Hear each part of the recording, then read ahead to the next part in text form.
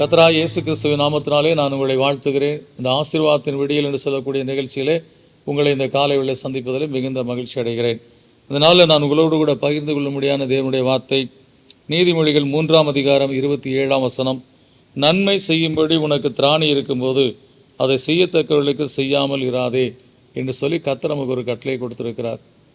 நீங்கள் கர்த்தரால் ஆசீர்வதிக்கப்பட்ட ஒருவராய் இருப்பீர் என்று சொன்னால் கர்த்தர் உங்களுக்கு ஆசீர்வாதங்களை நிறைவாய் கொடுத்திருக்கிறார் என்று சொல்லக்கூடிய அந்த ஒரு மன நிறைவோடு நீங்கள் வாழ்ந்து கொண்டிருக்கக்கூடிய வாழ்க்கை வாழ்வீர்கள் என்று சொன்னால் நீங்கள் கர்த்தருடைய நாமத்தினாலே மற்றவர்களுக்கு ஆசீர்வாதமாக இருக்கும்படியாய் உங்களுக்கு கர்த்தர் கொடுத்திருக்கக்கூடிய ஆசீர்வாதத்திலிருந்து அவர்களுக்கு கொடுப்பது மிகவும் உங்களுக்கு ஒரு ஆசீர்வாதமான காரியம். ஆனால் இங்கே கர்த்தர் அதோடு கூட ஒரு காரியத்தை சொல்லியிருக்கிறார், அதை செய்யத்தக்கவர்களுக்கு செய்யாமல் இராதே.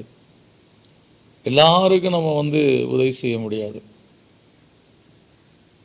ஆனால் யாரோ ஒருத்தங்க உண்மையான ஒரு தேவையோடு இருக்கிறாங்க, உண்மையாகவே இந்த காரியத்தை நம்ம அவங்க செஞ்சோம்னா அவங்க கர்த்தரை துதிப்பாங்க, கர்த்தர் நாம மைப்படும் அப்படின்னு சொல்லக்கூடிய காரியத்தை நாம் கொஞ்சம் பொறுமையாக ஜெபித்து ஆண்டவருடைய ஆலோசனையை பெற்று இவர்களுக்கு இந்த காரியத்தை செய்யலாமா, இந்த காரியத்தை செய்வதனாலே கர்த்தருடைய நாமம் மகிமைப்படுமா என்று சொல்லி ஒரு நிமிடம் நாம் நம்முடைய வாழ்க்கையில் கர்த்தருடைய சமூகத்தில் ஜெபித்து அந்த காரியத்தை செய்யும்போது நிச்சயமாய் அந்த காரியத்தை நிமித்தமாய் கர்த்தருடைய நாமம் மகிமைப்படும்.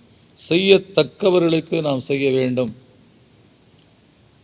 செய்யத்தகாதவர்களுக்கு என்று சொல்லக்கூடிய நம்ம இந்த உதவி செய்தோம்னா இந்த காசை கொண்டு போய் அவங்க என்ன பண்ணுவாங்க, வீணான காரியத்துக்கு செலவு செய்வாங்களா, வீணான காரியங்களை செய்வாங்களா என்று சொல்லி ஒரு நிமிடம் யோசித்து பார்த்து இந்த காரியத்தை நான் செய்கிறேன், இதில் இந்த குடும்பம் ஒரு வேளை சாப்பிட்டா கூட எனக்கு ரொம்ப திருப்தியான காரியம், இந்த குடும்பத்துக்கு இது ஒரு மகிழ்ச்சியை கொண்டு வரும், கர்த்தருடைய நாமம் மகிமைப்படும் என்று சொல்லி உணர்ந்து அப்படிப்பட்ட மக்களுக்கு நாம் உதவி செய்யும்போது நிச்சயமாய் அதனுடைய ஆசீர்வாதத்தை நாமும் பெற்றுக்கொள்வோம்.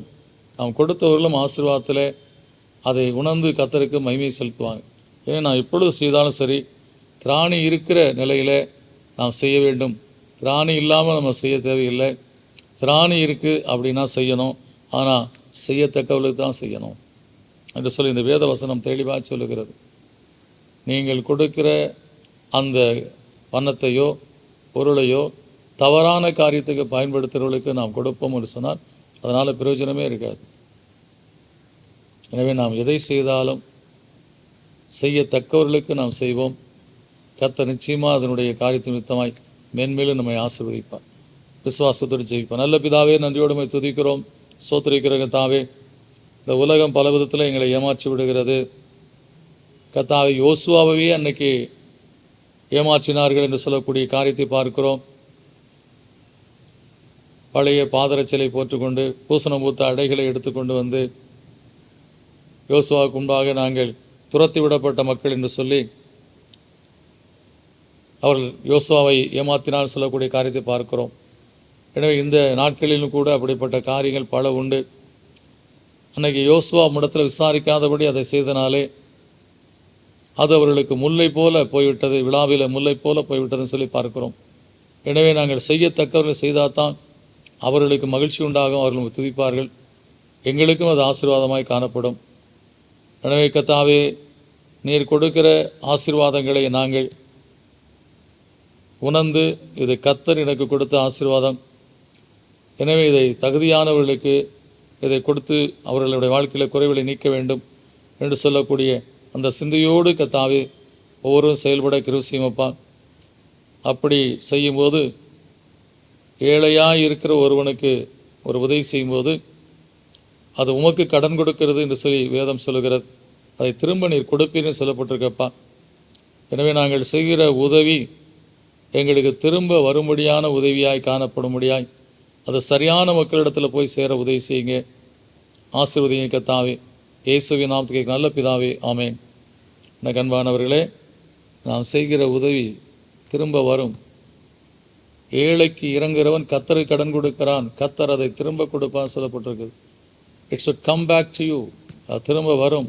அதுதான் நீங்கள் சரியான மக்களுக்கு உதவி செய்தி சொல்லி அர்த்தம். நீங்கள் கொடுங்கள் உங்களுக்கு கொடுக்கப்படும் சொல்லப்பட்டிருக்கு. ஸோ இதை உணர்ந்து நீங்கள் காரியங்களை செய்யுங்க, உதவி செய்யுங்க. கர்த்தர் நிச்சயம் உங்களை ஆசீர்வதிப்பார். God bless you.